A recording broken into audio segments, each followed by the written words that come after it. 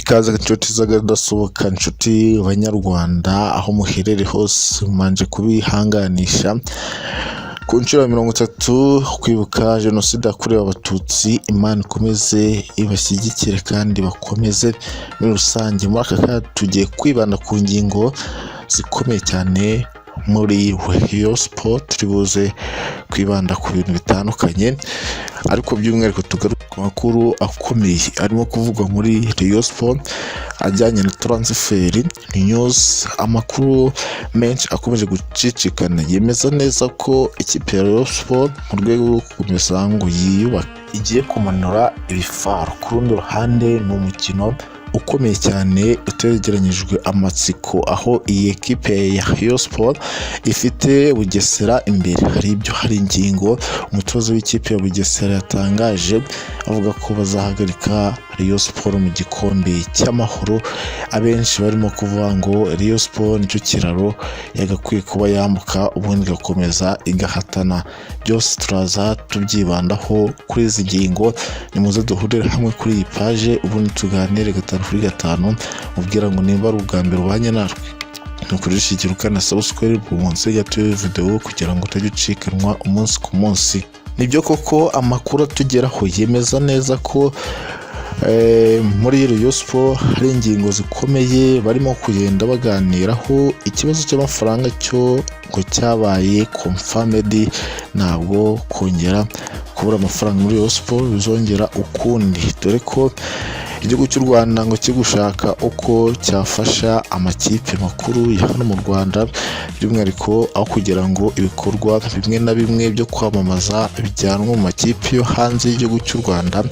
Bivuga ko ikipe ya rayon sport ndetse n'ikipe ya APR bigiye guhabwa visit Rwanda, ariko ku rundi ruhande ku ikipe ya rayon sport Rwanda ngi mu biganiro bikomeye n'abayobozi b'ikipe ya rayon sport ngo barebe ko babikurikirana nayo ijye ibamamariza. Byose uraza umenya ese ikipe ya rayon sport nibyo koko iyi nkuru nimamo. Yes, wabyumvishe neza, iyi nkuru nimamo kandi iri confirmed, ntabwo ari rumors. Ku rundi ruhande ikipe ya rayon sport irimo kwitegura umukino ifitanye n'ikipe ya Bugesera FC. Mu minsi mike ishize ngo hacaracaye inkuru zikomeye, hariho umutoza w'ikipe ya Bugesera FC ingingo Francis yemeza neza ko azatsinda ikipe ya rayon sport nta kabuza. Ngo afite Elija, ngo abakinnyi ba Bugesera FC bakoze adaptation ku buryo ngo bigoye ko rayon sport ngo yaza inyuraho gutyo gusa mu gikombe cy'amahoro. Ibi ntabwo ari ubwa mbere bivuzwe n'umutoza, ariko yabivuganaga ijiga, ubonaga ko yakaniye ku rwego rwo hejuru, ubwo bigoranye cyane. Ni mu gihe hari umukino ukomeye cyane ikipe ya Bugesera iherutse gutsinda, iri mu bihe byiza, nari nka rayon sport yatsinzwe na Etincelle, ariko nanone abariyo nababwira ngo mugomba kwiheba ku ikipe yanyu rayon sport, kuko biracyashoboka. Igikombe cy'amahoro cyo ni icyacu nta kabuza, nta n'umuntu tugihatana nawe, dore ko APR we yavuyemo rugikubita ku rundi ruhande. Nyuma y'uko ikipe ya rayon sport ibonye intege nkeya mu rwego rwo gushaka abakinnyi, bakazana abakinnyi badashoboye bari ku rwego rwo hasi, amakuru dufite n'ubundi hari timu ikipe ya rayon sport yarukirise na n'ubu irimo gushaka abakinnyi bakomeye cyane. Abambere bazatangira gusinya mu minsi mike ibura kugira ngo shampiyona isozwe. Imikino enye gusa nizo isigaje ikipe ya rayon sport kugira ngo nibura ikomeze kugenda ihatanira umwanya wa kabiri, ariko ku gikombe cy'amahoro ni exception, nta kosa bagomba gukora nk'uko umutoza Julien Mete yabivuze. Nibyo amakuru akomeye cyane tuzatubagezaho umunsi ku munsi, n'izindi nkuru zikomeye. Cyiza uko wareba video ukirangiza, nibwo urabudufashije cyane. Murakoze. Yes, amakuru yakomeje kugenda ajya hanze yemeza neza ko Rugaju Rigani yaje kumara amatsiko abariyo ku ntwaro zihambaye cyane zirimo guteganwa kuza muri ekipe, ndetse n'abafana b'i ekipe baranyuzwe muri rusange. Gusa nanone kandi ku rundi ruhande hari amakuru yakomeje kugenda ajya hanze mu rubuga rw'imikino, aho byari bikomeye cyane muri transferi ikipe ya Rayon Sport irayoboye nk'uko ari ekipe nkuru. Umuriro watse noneho kwaka hagati ya Rayon Sport ndetse n'abandi bakinnyi barimo gutekerezwa kugira ngo bongererwe amasezerano. Harimo abarabigenderamo kuko abakinnyi bagiye kongererwa amasezerano harimo Muhire Keve, akaza Tuyisenga Arsene ndetse n'undi mukinnyi Ndiyaye. Aba nibo mutoza Julien Mete yashizeho exception. Gusa nanone kandi ku rundi ruhande amakuru atugeraho yemeza ko ikipe ya Rayon Sport yahawe amafaranga menshi kuko iri kubona abakinnyi bo mu Rwanda batari ku rwego rwayo. Akaba ariyo mpamvu ngo yatekereje kuri uriya mukinnyi ukomeye hano mu Rwanda, mwese muramuzi, anakina mu ikipe y'igihugu Amavubi, Kwizera Olivier Sefu mu ikipe ya Rayon Sport. Byamaze kwemerwa neza cyane. Amazimwe yaciwe ku rundi ruhande, dore ibyo Onana avuganye na kimwe mu kinyamakuru gikomeye hano mu Rwanda, uvuga ko uyu Onana igihe kimwe azakina muri Rayon Sport. Dore intwaro z'ibikoko Skol noneho igiye kugura muri Rayon Sport. Nelson yongeye kuvugwa mu baraza gusinyira ikipe ya Rayon Sport vuba. Ni ibintu byiza cyane ndetse ibyo bitegeranyijwe amatsiko n'ikipe ya Rayon Sport. Noneho birangiye bibaye imamo, inkuru ibaye imamo nyuma y'uko byavuzwe cyane. Abenshi ndetse ntibaza kumenya isi y'umukinnyi ukina muri Bright Stars yaba ari seriye.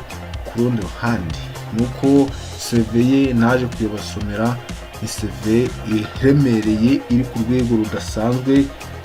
Nka Rayon Sport iramutse iguze umukinnyi tutari umukinnyi mwiza pe.